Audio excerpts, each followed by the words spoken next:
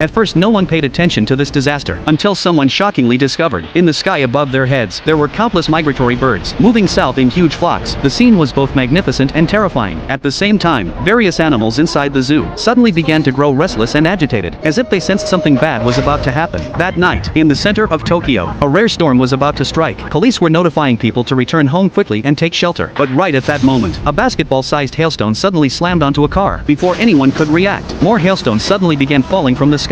People screamed and scattered in every direction, yet many were still unfortunately struck, falling to the ground and never getting up again. Meanwhile, in the distant Antarctica, a scientific research team was drilling ice core samples, but just as one of them pushed the drill into the ice, a huge crack suddenly spread across the surface nearby. When the team leader Jack felt the vibration and opened the door to check, he happened to see his teammate and the drilling machine suddenly dropping straight down. Luckily, at the critical moment, Jack and another man quickly ran over and grabbed him, but the drilling machine fell into the endless abyss. Without the help of the equipment, their mission could no longer continue. So in order to save the ice core samples they had already collected, the team leader Jack ignored the danger and jumped directly across to the other side of the cracked ice shelf. Although he picked up the ice core sample, the cracked ice shelf kept getting bigger. To prevent anything unexpected, Jack did not hesitate and jumped back again. But just after handing the ice core to his teammate, the ice beneath his feet cracked again and he fell straight down. Luckily, at the critical moment, the ice axe on his body saved his life, and only then did he notice a massive crack, seemingly running across the entire Antarctic ice sheet. With the help of his teammates, Jack was finally pulled back up, but the scene before their eyes left them shocked and speechless for a long time. Meanwhile, inside the Scotland Headland Climate Research Centre, a marine monitor accidentally discovered an alarm message. One of their ocean buoys showed the temperature had suddenly dropped by 13 degrees. At first they thought the buoy had malfunctioned, until another buoy triggered an alarm the next day. What are the odds of two boys failing? Remote.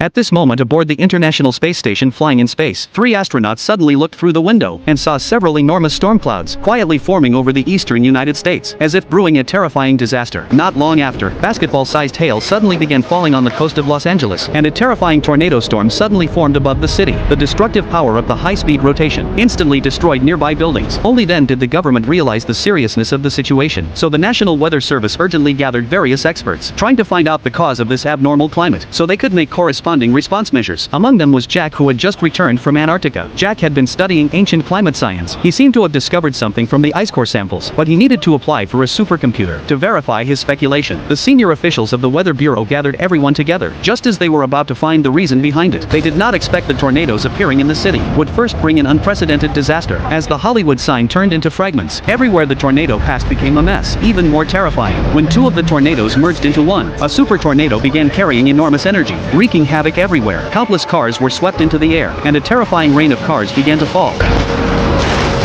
Skyscrapers collapsed one after another, turning into debris. Someone tried to escape by driving away, but was killed by a flying bus. A reporter farther away thought reporting from there was safe, but unexpectedly a billboard ripped loose by the storm suddenly rushed straight toward him. People watched the shocking scene on television and fell into silence, but the situation was far from over. The massive tornado storm left Los Angeles devastated and ruined. One janitor wearing headphones seemed to have no idea what had happened, but after a violent shake, when he opened the door, he saw a scene he would never forget.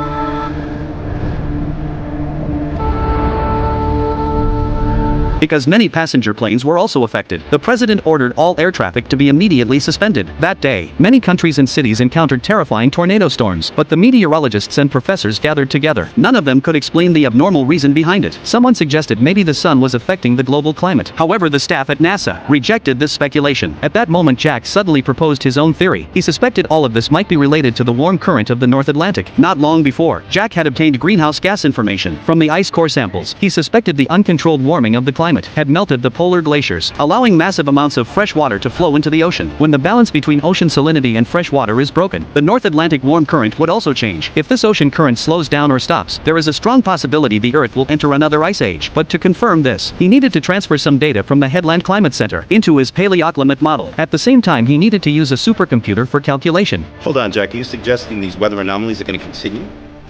Not just continue, get worse. I think we're on the verge of a major climate shift. Under the authorization of the senior officials, Jack joined with his colleagues and began calculating the paleoclimate model. But after exhausting a full day and night, the result they obtained was something no one could accept. That within the next 6 to 8 weeks, the Earth would face an extremely severe climate shift, and humanity would face a huge survival challenge. After learning this, Jack hurried to find the vice president in charge, hoping he would carry out a large-scale evacuation immediately, especially in some northern cities. But after hearing these claims, the vice president looked completely dismissive. He even believed Jack was exaggerating the danger. Although Jack kept trying to prove it, the vice president had already lost interest in his words. After all, those claims sounded no different from a madman.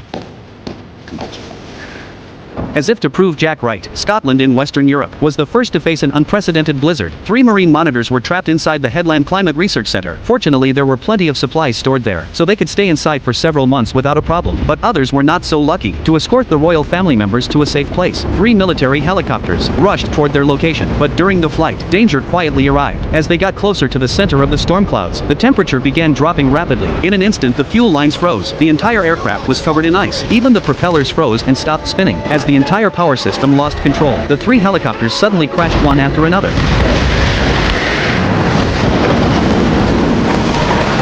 Although one pilot survived by luck, the moment he opened the hatch, an unimaginable cold instantly froze him into an ice statue.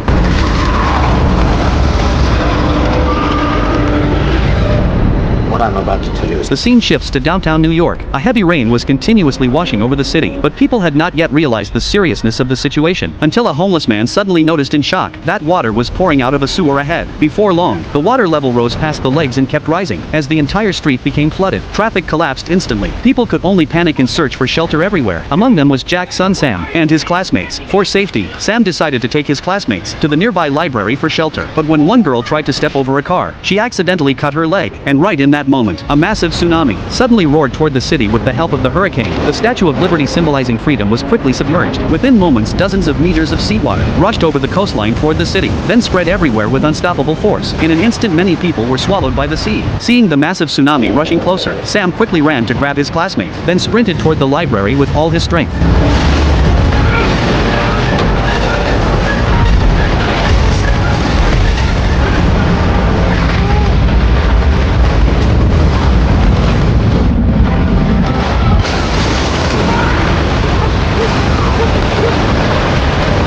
Although everyone narrowly escaped by hiding upstairs, they did not realize the real disaster had only just begun, because not long before, Jack's paleoclimate model, using data from the Headland Climate Research Center, had calculated again that several superstorm systems would sweep across most cities and regions in the coming days, including New York where his son Sam was, and when the storm ends, they might face a new ice age. Sam trapped inside the library, because all cell signals were gone. To contact his father, he risked his life and went to the phone booth downstairs. Luckily, the phone there still worked, so Sam quickly contacted his father. After Jack and his wife learned their son was safe, they urgently warned him, never leave the building and go outside. Jack said a massive storm system was about to pass through New York. Inside the center of the storm was an eye, where the temperature was extremely low. If you were caught inside the eye, you must find anything that can burn to keep warm indoors. Otherwise outside you could freeze to death in seconds. Jack told his son to hold on, and he would find a way to come get him, because the water level kept rising. Just after Sam heard his father promise to come find him, he was submerged by the water. Unable to get a response from their son, the mother collapsed in despair. Jack could only try his best to comfort her. Meanwhile, Sam's female classmate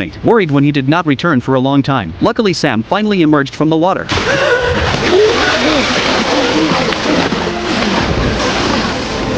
Meanwhile, Jack was preparing equipment to go to New York, but at that moment the leaders of the National Weather Service came to find him, because the president wanted to hear his advice. At the same time, people inside the library suddenly heard a strange sound approaching from far away. When they curiously went to the window to look, they saw a massive cargo ship sailing into the city along the floodwaters. Jack, meeting the president, explained his discovery to everyone. When people heard ice and snow would cover the entire northern hemisphere, they were shocked. Someone immediately asked how to deal with it. Jack replied there was no way to deal with it. Then he drew a line on the map, saying everyone south of the line must evacuate immediately and move farther south as far as possible. what about the people on the roof? I'm afraid it's too late for them. If they go outside, the storm will kill them. After Jack left, the vice president raised doubts again. They could not evacuate half the country just because of one scientist's theory, and even abandon the other half of the country. That would be extremely irresponsible. Maybe if you would have listened to him sooner, it wouldn't be. Bullshit. It's easy for him to suggest this plan. He's safely here in Washington. His son is in Manhattan.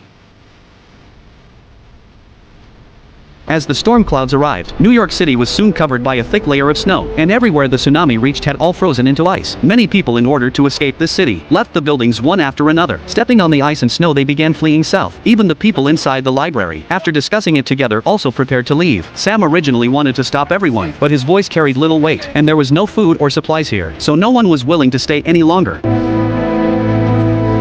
After most people left, only Sam, his classmates, and the library administrator remained, and a homeless man with nowhere to go. In order to keep warm, Sam led everyone to the boiler room preparing to burn books for heat, but this was stopped by the administrator, and Sam only said one line, "Do you want to freeze to death?" which left the two of them speechless. So next everyone began gathering every book that could be burned. Among them were many books of philosophy, law, science, and more. Even the Bible was brought over. Luckily, they also found a temporary vending machine here. Although when deciding which books to burn first, everyone fell into an argument again, but in the end they still decided survival mattered most. This Bible is the first book ever printed. It represents the dawn of the age of reason. As far as I'm concerned, the written word is mankind's greatest achievement. You can laugh, but if Western civilization is finished, I'm gonna save at least one little piece of it. Meanwhile, Jack originally planned to go to New York alone to find his son, but his longtime friend insisted on going with him, so the three of them set off on the road to New York. At this time, under the president's instruction, groups of citizens began fleeing south. They crossed the US-Mexico border and arrived in Mexico, but unexpectedly were blocked outside the border by the Mexican government. So many people began forcing their way across the river illegally. Abandoned their cars, grabbed their belongings. And Jack and the others, finally at a place not far from New York, were still blocked by the blizzard. With no other choice, they abandoned the car and continued on foot, but no one knew beneath the snow and ice what place it actually was. Sure enough, not long after, one of the colleagues fell through when the glass shattered.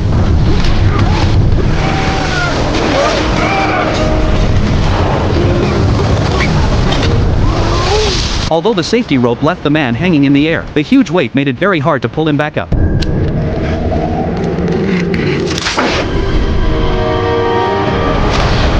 Even after cutting loose the sled, the weight still was not enough to support the glass under another person, perhaps not wanting to drag the others down. After hesitating for a moment, the man decisively cut the rope on his body. Jack watched helplessly as his colleague fell to his death, yet he could do nothing. Meanwhile, on Sam's side, although burning books temporarily held back the cold, the girl Laura, whom he had secretly liked for a long time, had developed an infection from her earlier leg injury. At this moment, because of blood poisoning, it had turned into sepsis. If medicine was not used in time to suppress it, she probably would not last long. Fortunately, books could not only be burned, they could also provide other help. The female administrator said they needed large amounts of penicillin and antibiotics, but under the current situation, where could they find them? At this time, someone suggested that the ship nearby might have a medical room, so Sam and two other boys decided to go and check it out. At this moment in space, astronauts discovered the storm clouds had become bigger and bigger, and the eye of one of the storms would pass through New York in 1 hour. At that time, the entire city of New York would face extreme cold. Relying on the belief of finding his son, Jack continued firmly walking forward, but another one of his colleagues could no longer hold on, and collapsed directly onto the ground. Meanwhile, Sam and the others had already reached the ship. Fortunately, they found the medical room, and successfully got the medicine. Unfortunately, several wolves that had escaped from the zoo also came here searching for food, and while the group was not paying attention, one wolf directly bit onto one person's leg.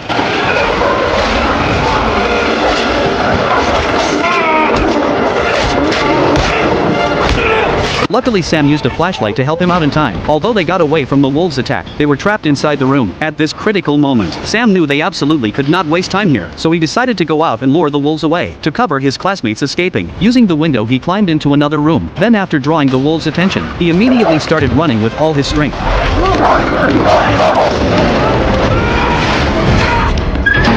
And when the classmates saw the wolves being led away, they hurriedly left the room. Finally, both sides met outside preparing to return, but unexpectedly right at that moment, the eye of the storm cloud suddenly arrived here. The first to notice something wrong was Jack, who was dragging his colleague. The moment he saw the wind stop, he realized something was wrong, so he quickly threw his colleague into the nearby ventilation duct. At the same time, the moment the wind rose again, a wave of extreme cold began sweeping in.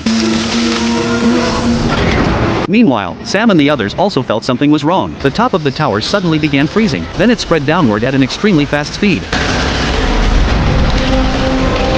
Seeing this, Sam and the others began running for their lives. Although the cold was closing in step by step, in the end the three still made it back to the library. However, the danger had not passed. With no other choice, everyone could only burn more books. This time no one cared what kind of book it was. They only hoped the flames could resist this extreme cold. As the scene shifted, after feeling the eye of the storm had passed, Jack and the other man once again set out to find his son. This time on the road they saw many people frozen to death. And these people were the refugees who earlier ignored the warning and tried to escape New York. Seeing this scene, Jack and the other man were deeply shaken. Because the wind and snow had covered all roads and directions, the two could only rest while slowly feeling their way forward. Inside the tent, Jack did not know whether his son could survive, but no matter what, he had to fulfill the promise he made with Sam. Time came to the next day. The astronauts in space suddenly discovered the storm clouds occupying the sky above the Earth had somehow begun to dissipate. When Jack woke up from sleep, the blizzard had already stopped, and the two finally saw the long-awaited sunlight. The huge cruise ship in front of them seemed to tell them they had successfully survived this disaster. Looking at the pure white Statue of Liberty, Jack once again set out on the road to find his son. Even though the entire New York City had turned into a silent ice city, Jack still did not give up. After a long time of walking, Jack and the other man finally arrived at the library buried under the snow. However, after walking inside, no matter how Jack shouted, there was never any response. Just when he was beginning to feel despair, a faint light suddenly caught his attention. After he opened the frozen door and walked inside, he finally saw a group of survivors who had stayed alive. Among them was his son Sam.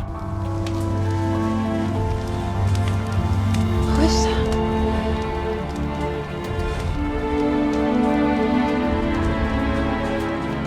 My father.